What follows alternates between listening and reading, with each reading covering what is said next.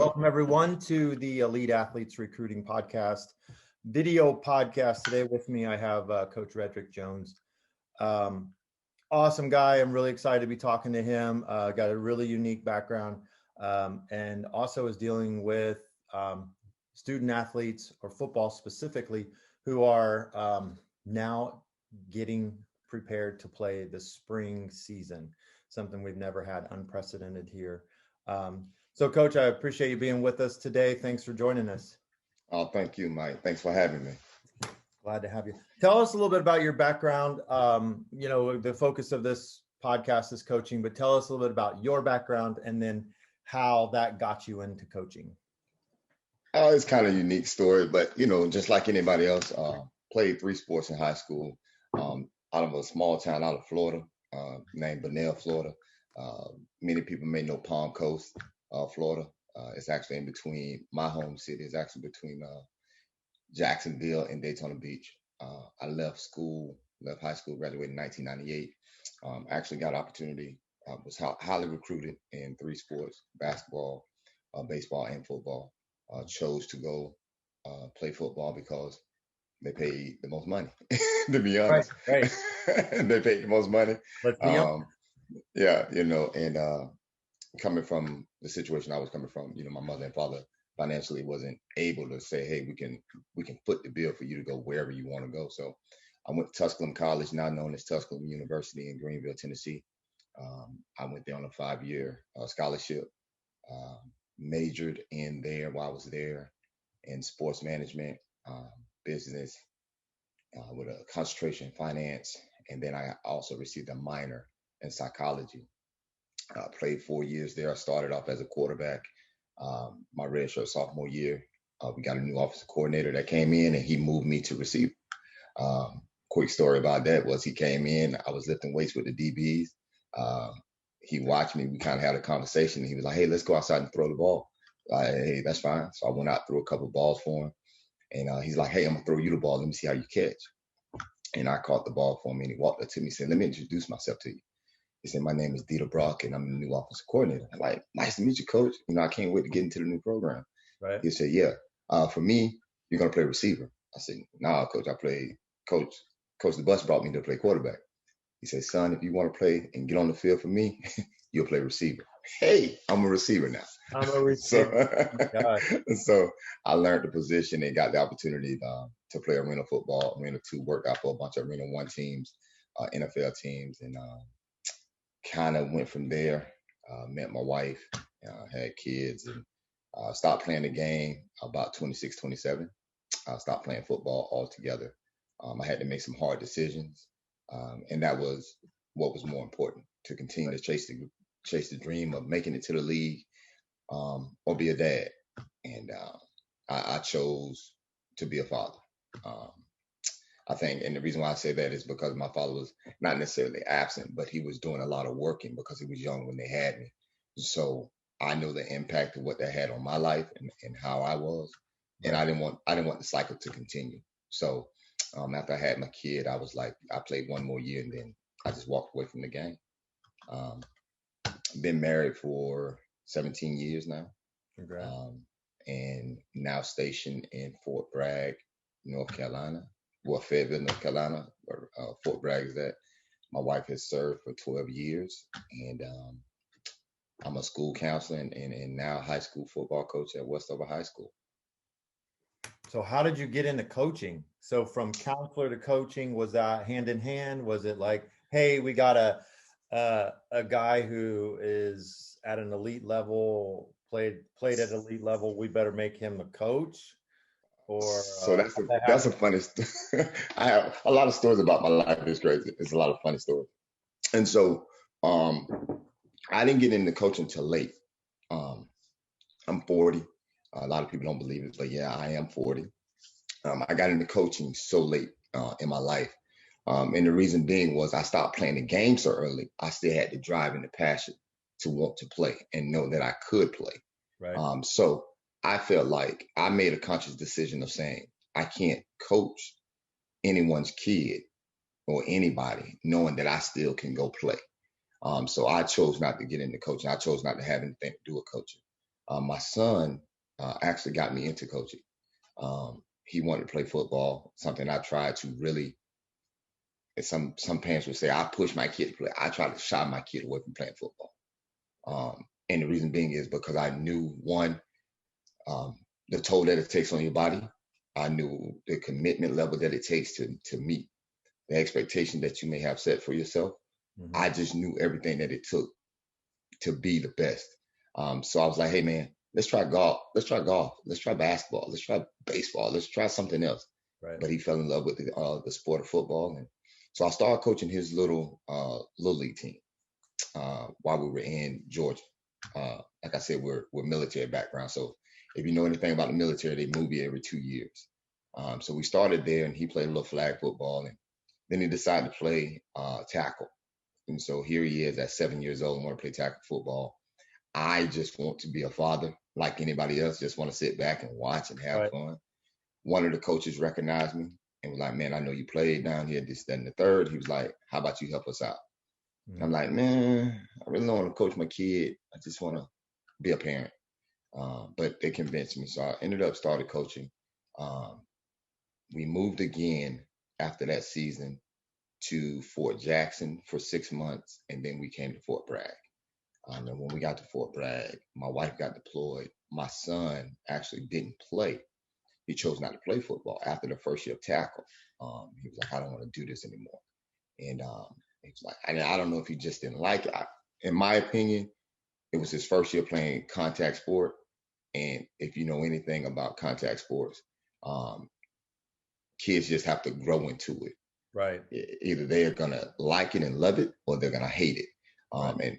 And my biggest thing was if he's gonna love it, he has to grow that love for himself. I can't force it on him or push it on him. So he ended up growing. He hated it for about 6 months. My Yeah. wife got deployed, like I said before. When she got deployed, we got here and there was a flyer he came home with, and he was like, "I want to do this." So I'm like, "You want to play football again?" He's like, "Yeah." So I called and Fayetteville Buccaneers. That's the name of the team, and we started playing with them, travel league and everything. And I got out there and started coaching.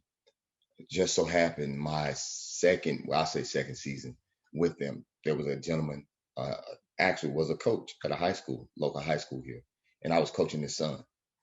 And I was in school to finish my counseling degree, and he watched me. Like he would always just stand off to the side and just watch me with the kids. And about this time they were about 8, 9, and he was just watching. So eventually, his wife approached my wife when she got back, and well, she was home. Excuse me, she was home for a 30-day break, and they got to talking, and she was like, "Well, my husband is in school for school counseling." Well, she told her husband. Right. He approached me the next day. He was like, "Hey man, I think you'll be great at coaching." Hey man, who are you? First of all, Right. Right. Right. and then second of all, coaching who? And he was like, well, he introduced himself as Kenneth Williams, and he was E. Smith head basketball coach. He was like, man, I think you do great. My first response was, I'm not a teacher. I don't want to teach. I'm in school to be a counselor. I don't want to do teaching. And he was like, look, man, just trust me. I said, okay. So he put me in front of his principal at E. Smith, and he introduced me to the basketball coach, the girls basketball coach, and as well as the football coach. And I ended up getting a job as a TA, teacher's assistant there with E. Smith, while still working on my counseling degree. And the crazy part of how I got into coaching high school ball was after I had a conversation with Coach Ernest King. Hmm. He told me, he said, I tell you what, we had a 30-minute conversation. He said, I tell you what, if you get a job at E. Smith High School, you have a job with me. I said, okay. A month went by. I didn't hear anything from him. Hmm. And the principal finally called me. And I was on the golf course playing golf. And she called me. She's like, hey, can you come in and talk to me? I said, yes. And she offered me the job. I left. I accepted the job, walked out of the door, called Coach King and said, hey, man, um, they offered me a job. He said, can you be to my practice on Monday? I said, yes, I can. He said, okay.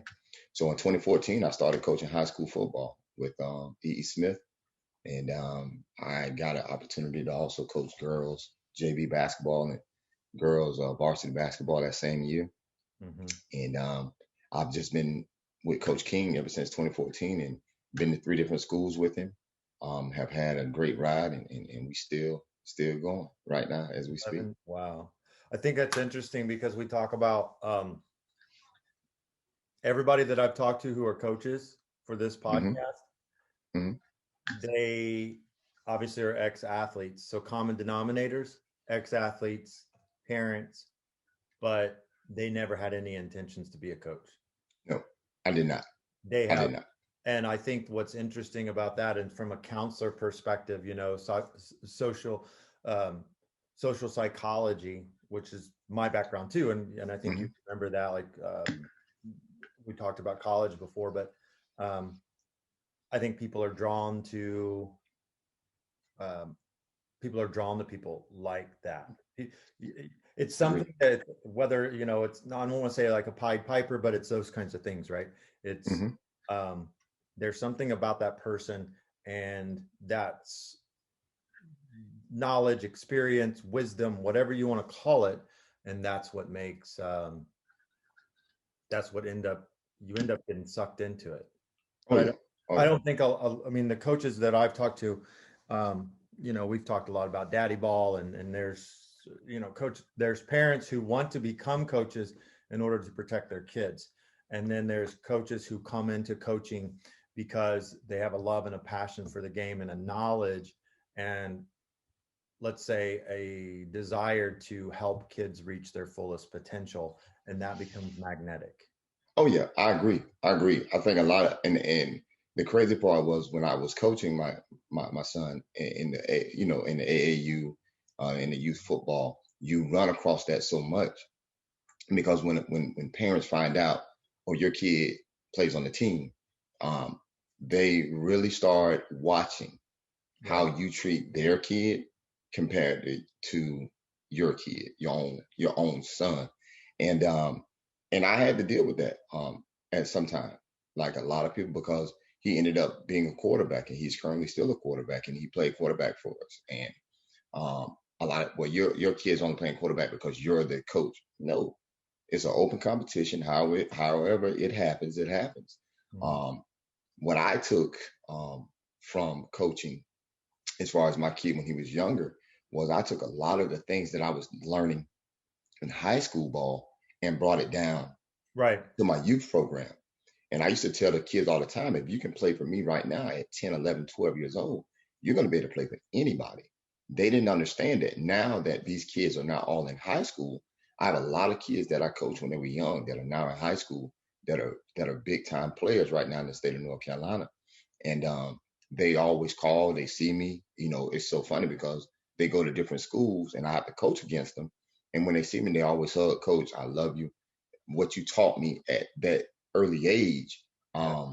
it now is helping me now. The biggest thing that I tell anybody, and I told all my kids, I used to sit my parents down. I am going to treat your kid as if he's my own child. Right. I won't do nothing to your kid that I wouldn't do to mine.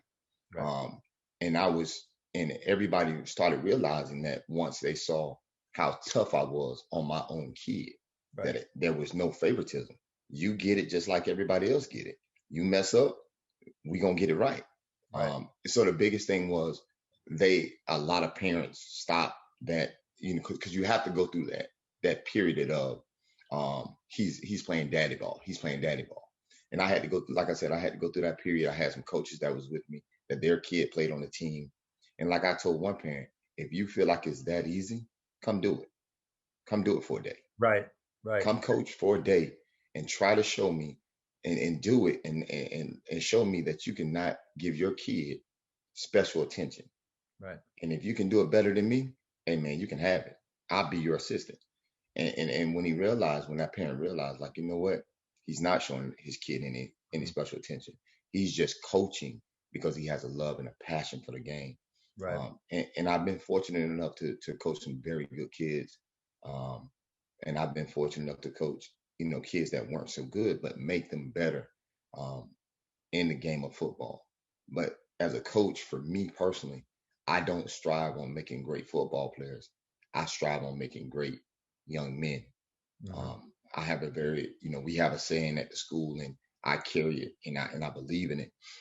And that if the only thing that I do as a coach is teach you how to play football, I failed you as a high school football coach. Because the game of life will always go on. The game of football will stop sooner or later. It always does. And I tell kids always, I have, right now we have like 10 seniors, and they're guaranteed 6 games in the state of North Carolina this year. That's it, guaranteed. And I told them, I said, fellas, some of you guys after these 6 games, that's it. You'll never strap it on again. So what's next? What's next? So it's, football, everybody say whatever sport they coach, they can compare it to something.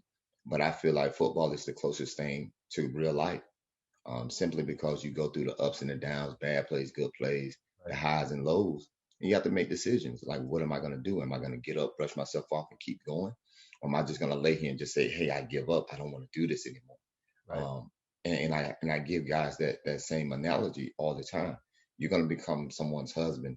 You're going to become somebody's father. You're going to be responsible for something, and you're going to get some hard times in life, and you're going to get some bumps and bruises, Right. and you're going to have to make some hard time decisions. But the decisions that you make, I understand, if you're responsible for a family, it has to be in the best interest of that family. And it's the same thing playing football. If you have a decision, me and you going back and forth, Right. and I want to take a cheap shot at you, I got to make a decision. Do I take that cheap shot and penalize my team 15 yards because I got caught, or even possibly getting ejected? Or do I just continue to play through it and beat you in between the whistles the right way?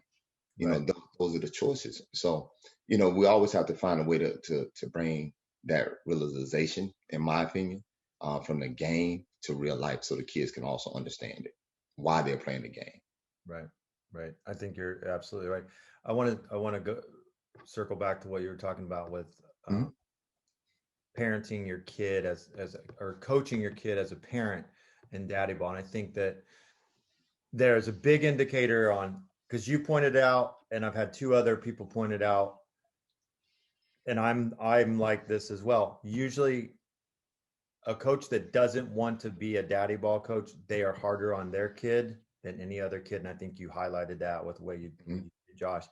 I know with Madeline, my oldest, now that I'm circle around and I'm coaching my middle son, again by default, by no intention, right?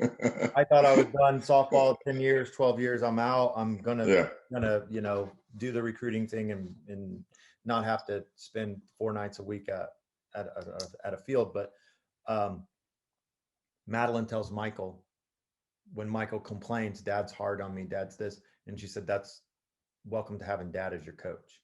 Mm-hmm. And I think if a parent, if another parent can observe with a clear slate, like you said, how is that coach treating his own kid? And if that coach is hard on their student athlete, their own son or daughter, versus playing with them with kid gloves, and constantly giving attention, whether that's daddy ball or not. Oh yeah. If you're a dad that can say, pull my kid off the field because he or she isn't playing up to their potential, it's a standard. Yeah. or they're hurting their team, or their attitude is negative, pull that kid off. They don't need to be on the field. That's a whole different thing than, hey, my son or daughter's got to be on the field no matter what, because I don't want to hear it when I get home. I don't want to hear it from my wife. I don't want to, Mm-hmm. For those of you listening, if you want to make those observations, that's the key indicator.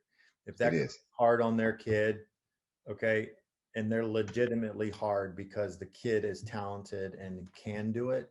Now, there's parents who are mean. We don't want to get into that, but I think that's a great indicator. Yeah. Talk to me about what age do you talked about Josh starting ball and then stopping. What do you think is an appropriate age to start football, contact football? Because this is something I see a lot in the recruiting space, where guys have, like, some of these kids have played a long time. Yeah, and they have, and they don't. I don't think they understand how many miles they put on that body. Talk to me about and so for Josh, he started flag football at 5.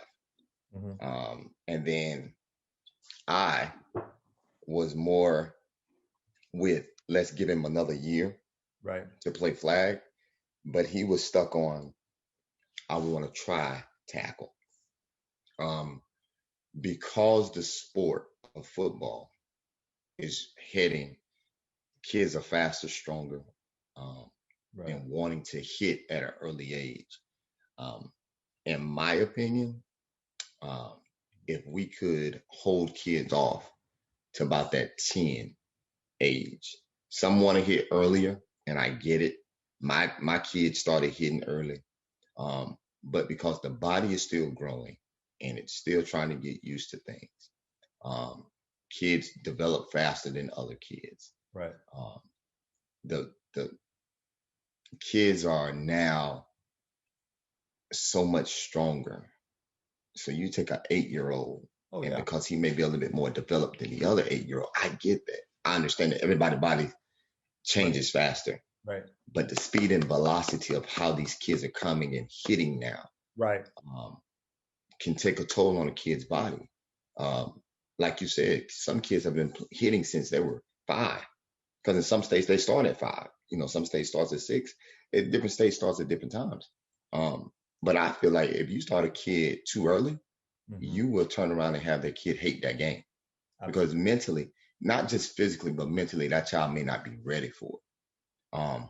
But because we have so many parents um, trying to live their dream through their kid, and that's just the reality. I don't care what other people may disagree and may say, Jones, that's not right. But you have a lot of parents, a lot of men. I mean, let's keep it honest. Most because football is 99.9% men.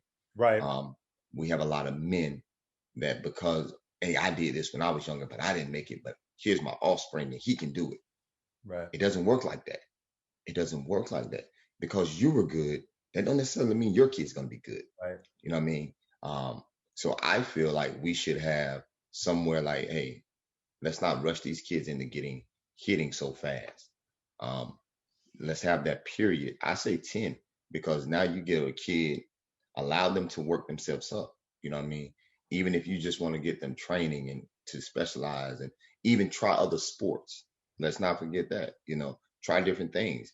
Just don't departmentalize them and say, you have to play football. Um, all my kids play different sports and all of them try different things before they were like, okay, this is what I want to do. Right. Um, you know, even you know, Josh, the one that plays football, he tried different things. He tried baseball, he tried basketball, and at one point he was like, "Hey, I try soccer." Okay, if that's what you want to do, I'm gonna support you. It doesn't bother me. Um, but once he realized, like, okay, this is what I want to do, he made that decision. And my thing with him was, once you make that decision, this is what we're gonna do. We're not just gonna give it 50%. You got to be willing to give it all you have. Right. And you as the player. Now this is the dad in me. This is not the coach. This is the dad in me telling him, hey, you have to determine how far you want to go with this sport and Right. how far you want it to take you. Once we know that piece, then we know what's next and how we need to take the next steps in helping, not necessarily going to obtain those goals, but at least helping to try to reach those goals. Right. Um, so, I think parents have to be very wise, have to be very engaged with their kids. Hmm. If they start hitting early at 6, 7, 8, if they start hitting that early, they need to be very, I would say, always be very conscious before and after, and even during the game, because you get kids with the mentality of, especially if they're a key piece on the team. They may get a little bump or a little bruise, and the very first thing that we're going to yell out is, "Get up! Everything's fine. You'll be all right." Hold on now. Pull Right. that kid. Pull that kid. A coach has to be very knowledgeable to say, "Hey, mom, hey, dad, I got this." You know what I mean? Right. Pull that kid, even if it's for a play or two. Check him out. Make sure that he's good. Make sure that everything is functioning. Because you get some kids that are legit tough kids, but at the same token, Right. tough kids do get hurt also. Right. And if we don't pay attention to those things, those injuries that a kid may get at 9, 8, 9, 10 years old that wasn't looked at or wasn't, paid attention to, by the time that kid gets in high school, Yeah. that injury now sneaks back up on him. And he can tell you, well, I hurt this when I was in 9, 10 years old. Did you go to the doctor? No. Did you tell your mom? No. Well, that plays a part in it. The Yeah. body can only take so much in this sport. You know what I mean? This sport only allows you to stay so long. You know, NFL, not for long league. I mean, that's what I tell the kids all the time. They're like, I want to go to the NFL. You better have a plan B after that because it's a not for long league. Yeah. I think the You know, average is 4 years, isn't it? yeah, that's it. You know what I mean? That's about it. So what are you gonna do? You got a whole lifetime to live after that. So you got, if you get the opportunity to play, let's just say you get 4 years. So you have 4 years to make as much money as you can in a sport that really don't want to give a lot of money out. That is built around guarantees and incentives and all this stuff that they don't understand that I try to explain to them. So after those 4 years, if you never get picked up on that fifth year, so what are you gonna do with the rest of your life? Right. You know what I mean? I mean, here I am at 40. I can tell you, Mike, and this is no joke. I have some days I wake up, I feel like I'm 25. I can go do it. Oh yeah. And then it's some days I wake up, I feel like I'm 63. you Right. know, the body the body aches. It rains or it get cold. I got screws in my ankle. I've had surgery, dislocations, and concussions, and all type of things. The body ages fast. So I tell Oh kids all the yeah. time, just be mindful about this game and what this game can do to you. You Right. know. Right. I like to tell this story where Michael, my son, so he's 11 now, and he's Hmm. like for an 11-year-old, he's a big kid. He's Yeah. one of the top two or three kids in his class, like in terms of size and height and stuff like that. But about 8, he wanted to play football, and he'd played flag football. He wanted to play contact football, and being in the recruiting space and seeing so many kids, like you pointed out, with Hmm. injuries and things like that, I thought, let's uh let's see if there's something else he can do. Let's have a compromise. He's playing baseball, playing flag football, um, and got a flyer through the email from one of our local schools for a lacrosse clinic. And I thought to myself, okay, here's a sport that involves throwing and catching, which he's familiar with. He's got a little bit of pads on. He's got a helmet. He's got some shoulder pads, but it's physical, but it's not contact. It's not full on. And I thought, well, let's see if he'll even, plus it was between baseball and football season. So it was kind of in that stretch in the late spring, early summer where there wasn't a whole lot going on. Anyway, he took to lacrosse like a fish takes to water.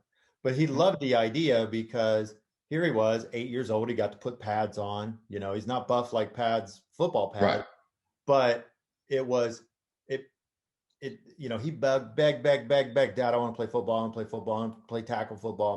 My friends in school are playing tackle football, Hmm. and he was facing a little bit of ridicule from his own peers, right? Right. Hmm. How to play football, you're big, you're blah blah blah.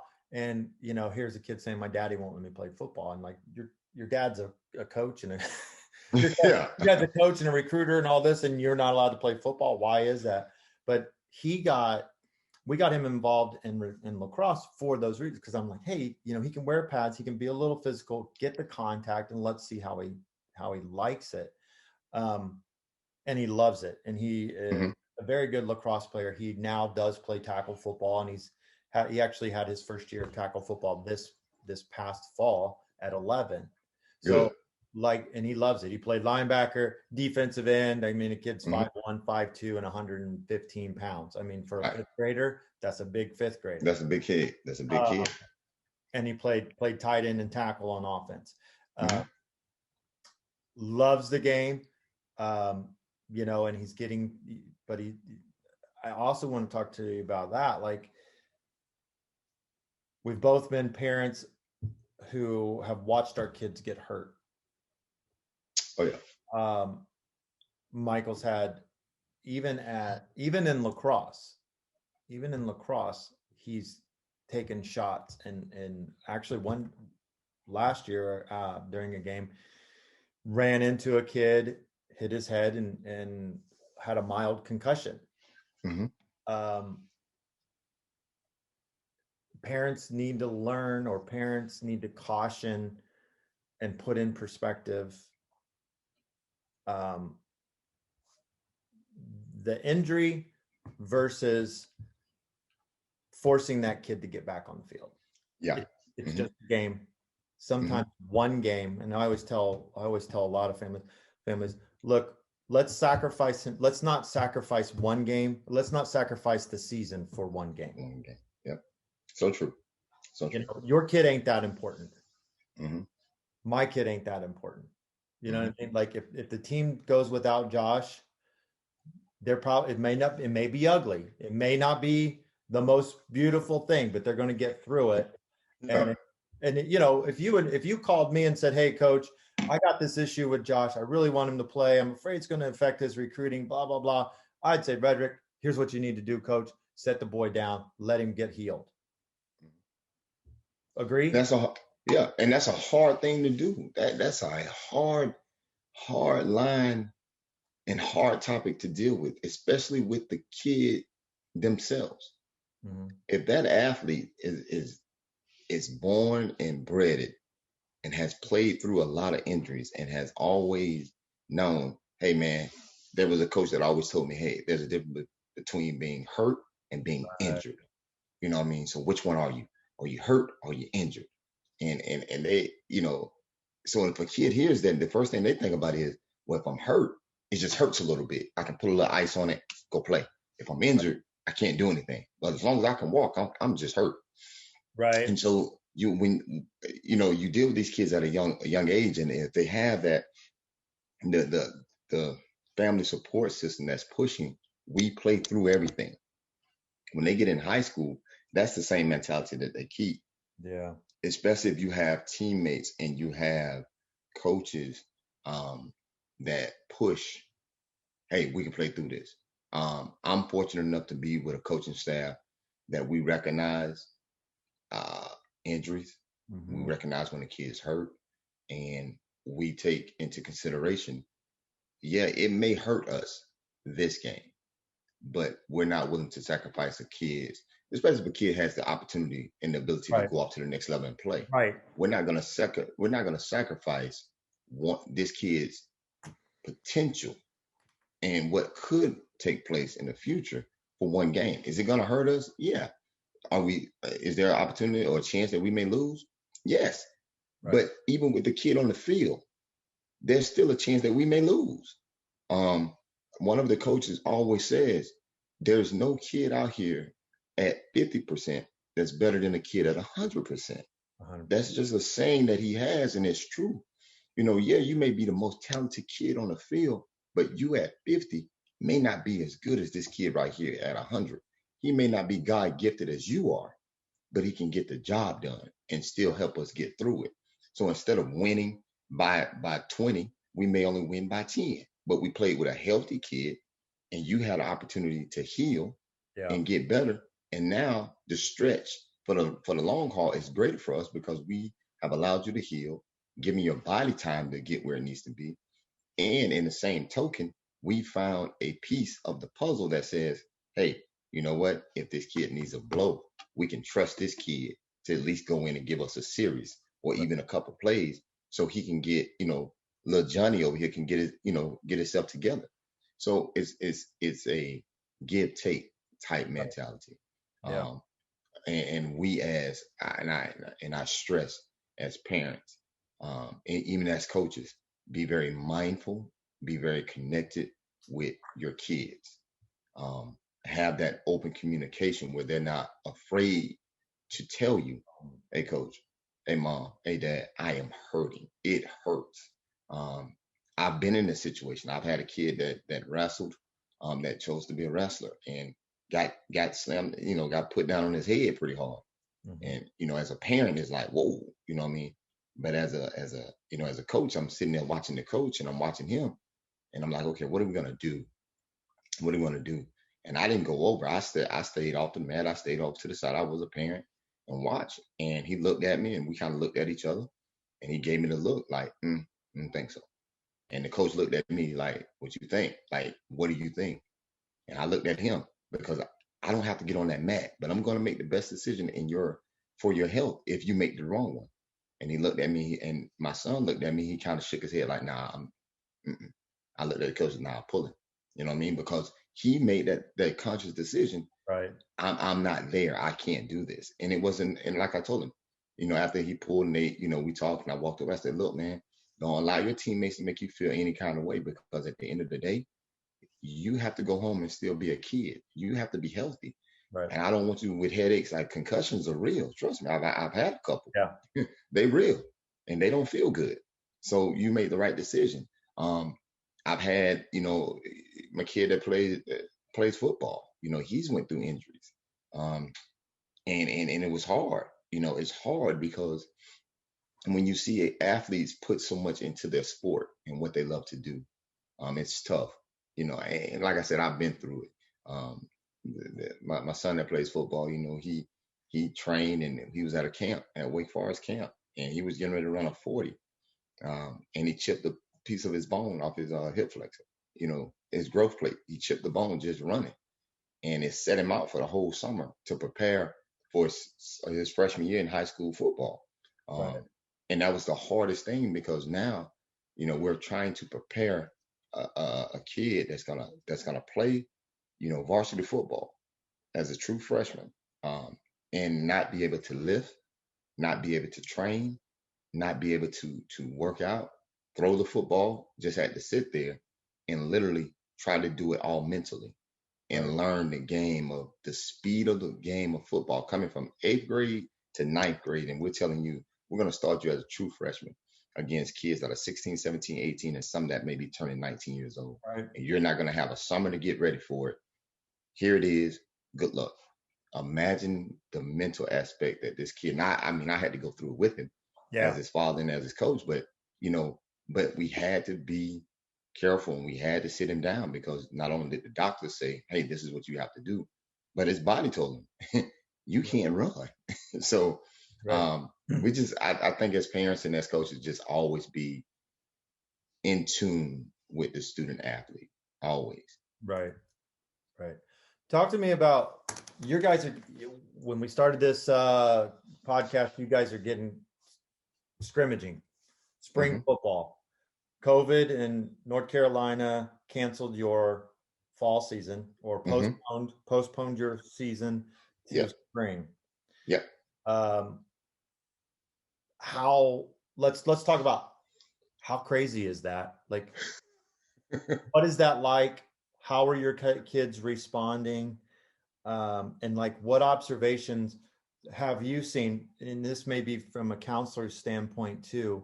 I'm giving you 3 questions in one. How are kids? That's fine. How are kids dealing with this? What is that like? What is it like now as a football coach? So from a counselor, what is it like to see these athletes? What are your observations? To what's it like to be playing spring football? How weird is that? And then how is that different? And how are the athletes adjusting? So when COVID first hit, everybody thought it was for a short period of time. Right. And we all knew that. So it was like, okay, it's only, we're going to put the kids out for a little while. We'll get through this, as a nation, we'll get through this and we'll be back to normal. But that as the pandemic got worse and worse and worse, we had to start thinking, okay, what's the next move? But we were actually starting spring practice when all this, when everything was starting to hit. And then we had to stop. So the very first thing that I did, and this is as a father, knowing and looking ahead, I turned my garage into a gym, because I was like, okay, if the gym is going to close, he still has to work out and get better and get stronger. So I turned my garage into a gym for him to have to work out. So that was the first thing that I did for mine, just as a father. And for the standpoint of our student athletes, with this pandemic, the very first thing that I had to do as a counselor was mental health was the very first thing. Because you're now taking kids, this generation of kids who are used to instant gratification, always being somehow, some way connected. Social media is big for them.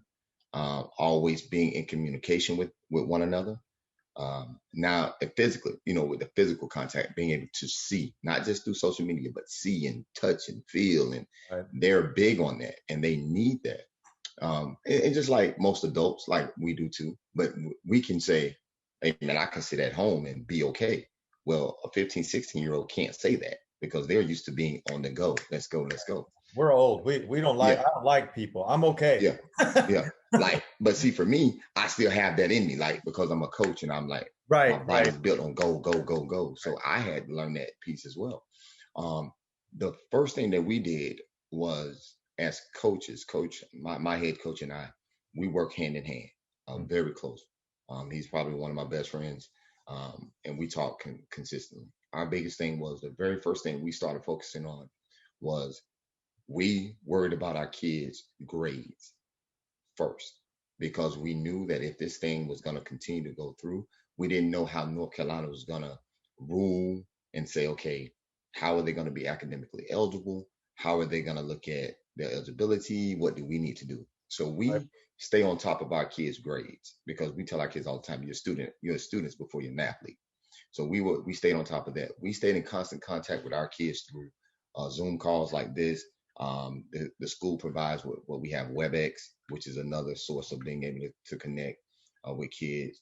A lot of our kids have, FaceTime. So a lot of the kids would just call, what I mean, and just, we constantly trying to stay in contact, engage with them. They were like, Coach, I need to lift, I need to do this. Well, the county is telling us that we can't do this, so we can't have physical contact. I can't do anything. So you guys as teams, as teammates, need to get together and make sure you're doing it. Y'all stay safe. But if Right. y'all can put something together, that was the biggest thing, was them allowing, them coming together. I really felt like it built a lot of team camaraderie, because they had nobody but themselves. And they started doing things. It wasn't uncommon to ride around the county, be out, and you see kids at the park, during a pandemic, and it's 30, 40, 100 kids, and they're all out there, might be playing, 7-on-7 or training, but kids were finding ways to stay active. As a coaching staff, we just tried to make sure we taught through virtual. Some of the old school coaches, like, Coach, I don't know how to use this. I don't know how to use Zoom. I'll show you. I'll show you Right. how to do this. Right. So, as a counselor, I was very in tune with every student. I have over 1,200 students at the school. Mhm. So I stayed in contact with every kid, somehow, some way. For the athletes, it was more so the mental. I'll say that I've never seen so many kids mentally. You have to play with that piece of it, and it Right. wasn't even the let me the X's and O's, or I need to live for this, that, and the third. Yeah, we want you to be physically strong, but the mental aspect was the biggest piece, Mike. I mean, you I've had more conversations with kids about just life, and Coach, what do I do next? What do I do now? Um, it's COVID really kind of put a damper on things. So Yeah. now here we are. We miss spring. Now our kids is now hearing, hey, y'all may not have a football season, period. And then this, okay, y'all may have one, but you won't have it in the fall. But Mike, here's the thing and you're going to relate to this, and a lot of coaches and a lot of parents that may hear this. In the fall, when the season kicked off for a lot of other states, so you're watching Georgia, Florida, Tennessee, California, South Carolina, which is Arizona. South Carolina is only about an hour away from where I live. The state line is only about an hour and a half. Right. And they play. So, and they played. So here we are in the state of North Carolina, and an hour and a half south, they're playing, and you're telling us that we can't play. Right. So you had kids like, why can't I, Coach? Why can't we play? Why can't we play? Um, my sister and my niece is a cheerleader down in the state of Georgia, Hmm. and her team was playing, and we just so happened went down there because she's a cheerleader. We went down there to support her. We're at the University of Georgia State. Everybody's masked up. They kind of got you, social distance and everything. But you're in this stadium with plenty of people and they're playing football. Here I am. I have my son, two of his friends, and they're with me. We're down, and they sitting there. They're football players, and they're watching like, why we ain't playing? Why isn't it? They Yeah. playing, but why weren't we? So now you have to deal with that piece, and it goes back to the mental aspect. But they zoned in so much of we'll just work out, we'll just prepare, we'll prepare, and that's what they did. They just fell in love with the weight room. Um, so now we as coaches are now trying to say, okay, how do you prepare in the summer? Because normally you have the spring, the summer to work these kids out, get them together for the fall. So now you're losing the kids mentally and grade wise, but we didn't lose a lot of kids.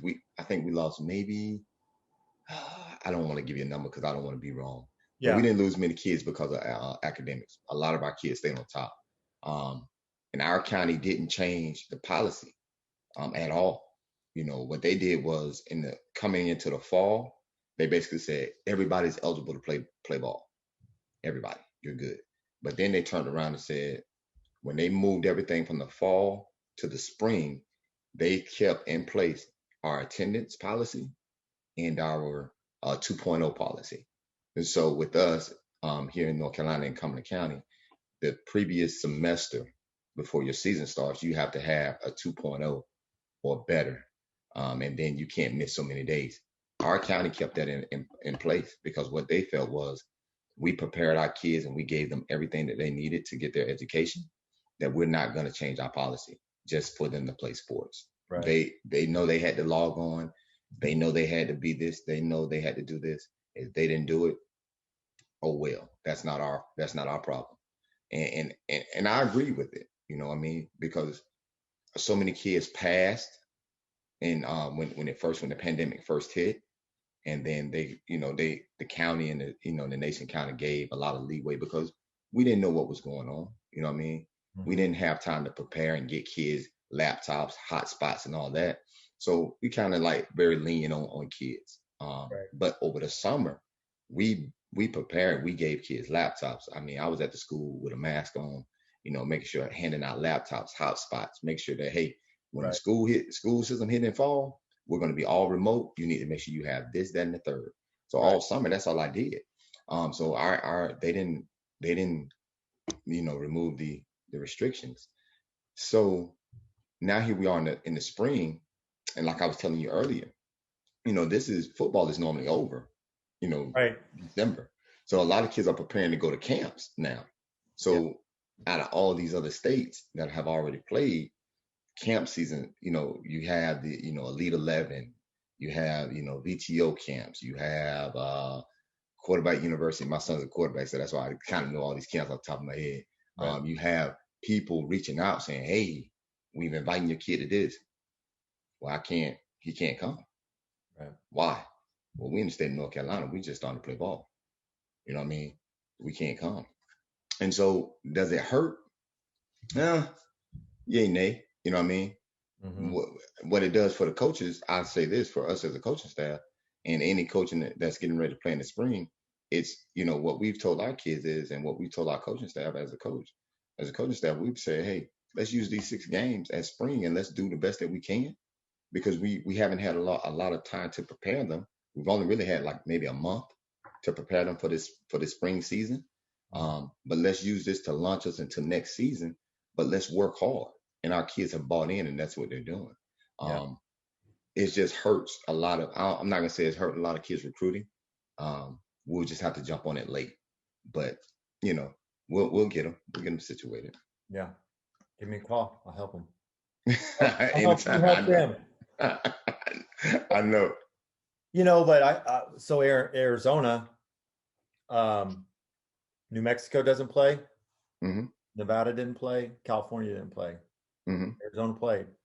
I just got Hmm. a call I just got a text from a kid um, who was hoping from Albuquerque, and he was hoping to have his season, and they postponed the fall. They just canceled the spring. So this kid is a senior with Wow. no sports. Um, Wow. and you know, I talk to kids every day. It's hard for them. I mean, I think you illustrated that. I don't want to get into the politics of it and all that kind of stuff, but we just Oh know yeah. what I think that's interesting is that despite that adversity, despite those moving boundaries and changing rules all the time, Hmm. you're talking a lot about kids doing what they need to do to prepare themselves. They're going to find a way. Kids, you Oh know, yeah. kids are going to Oh get yeah. together. I got to train the ones who really want to be better, do better, keep that commitment to their team. They're gonna Oh yeah. find a way. They're gonna work out. I saw kids this year, man. One boy took old spare tires and rims and put them on a bar, and that's what he was lifting weight. Hmm. Oh yeah. Oh And he yeah. was sending me a video of like, look at me bench pressing, coach. And it was two raggedy old spare tires off some crazy car, And I'm like, Hmm. hey, if that's what you got to do to work out, And a lot of kids did that. A lot of a kids lot of found ways. Um, and a lot of kids developed friendships with people that they never thought they would develop friendships with, because some kids, had stuff already. Their parents already had things and right, had rooms. And when they found out, like, the parents like, hey, COVID, you know what I mean? But they found a way, like, hey, these are the precautions that will spray everything down, they'll wipe things down. right, They were calling me, Coach, can we do this? Hey man, I can't tell you what to do at your house, man. That's outside my jurisdiction. right, whatever right, you right, whatever you choose to do, that's your house. Um, and but they found ways. I've never seen kids come together from even different schools, you yeah, know. Um, and like I said, I coached so many kids there at different schools and everything, but even at different schools, they were finding ways to just say, hey, let's just get together just as friends. It ain't even dealing with, I play for this school, you play for this school. Nah, man, I'm just trying to get better. I'm just trying to get better. Can you come throw with me? Can you come run with me? I've heard it and I've seen it. And we always say kids are resilient, and you see that. I saw that, but the thing is, you don't penalize. And this is just what I feel, what I think. I don't think you penalize kids, just to the simple fact of, we're in a pandemic. We know that we are. But you don't penalize kids because of something that we didn't expect.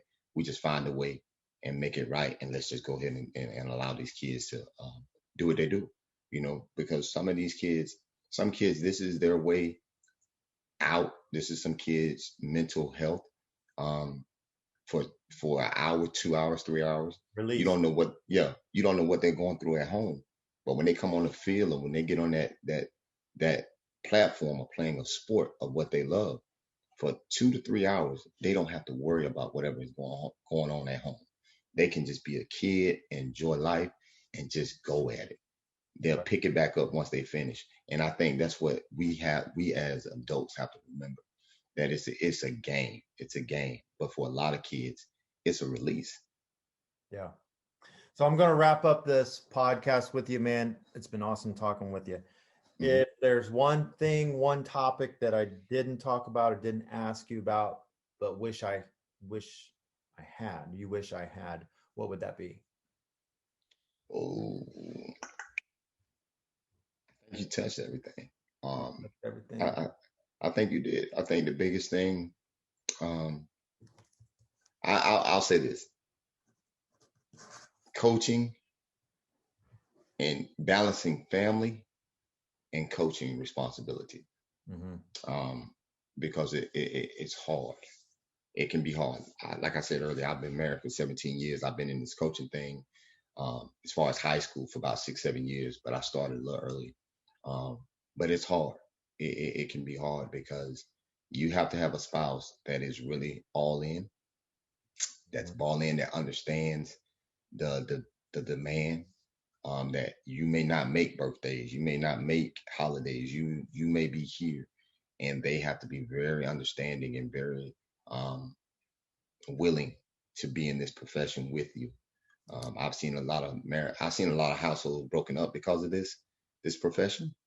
I've seen a lot of households grow stronger because of this profession. But it is constant. Coaching is constant learning. It's just like you're a student. Right. You're always learning. In order to get better, you have to learn. You can't always be stuck in the same ways. And so as my spouse, as well as anybody else's spouse, has to be willing to understand, hey, I may have to go to a coaching clinic and I may be gone for 3 or 4 days, or I have practice that starts at 4 and I'm not going to be back to about 9. Mhm. You know, they have to be willing, they have to be understanding, um, and just know that it's for high school coaches. Um, it's not about a monetarily thing because you ain't gonna get paid a bunch of money. You know, different states pay different money. Let's keep that out. Let's put that out there. Um, but our biggest thing as high school coaches we are it's what we do beyond the money because we do it because we love kids and we love trying to help kids. Now, when you get to the collegiate level, and I tell my kids all the time, understand it's always going to be a game. But when you get to the college, and even if you get the opportunity to get to professional, it becomes a business. It's a business. When college coaches come into the office and I talk to them, I tell my kids all the time, it's a business because that guy's putting his job on the line, his family on the line, on you. If you don't pan out, the coach don't go to you and say, why aren't you working this, that, and the third? You know, he goes to that coach and finds out who brought that kid to the building, who brought this kid to me, because somebody had to vouch for you.